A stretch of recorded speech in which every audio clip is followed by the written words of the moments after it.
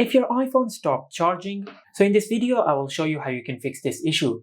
Also at the end of this video, I will show you a small workaround if the solutions did not work.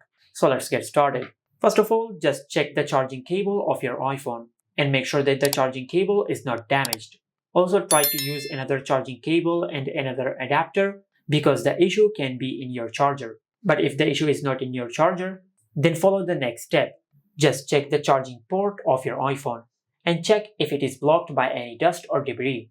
If the charging port of your iPhone is blocked, just clean it using a soft brush.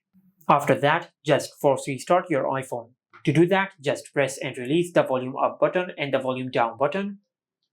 Then press and hold the side button on your iPhone until the screen of your iPhone goes black and the Apple logo appears on the screen.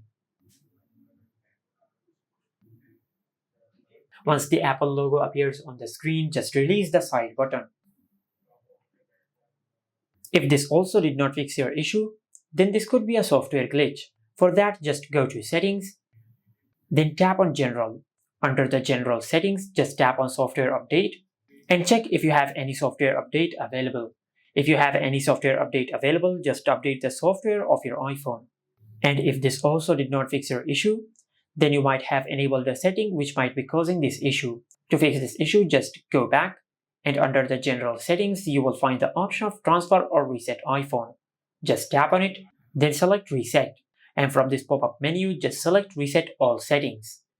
Then enter your lock screen PIN and tap on reset all settings. Now this option will not delete any data of your iPhone.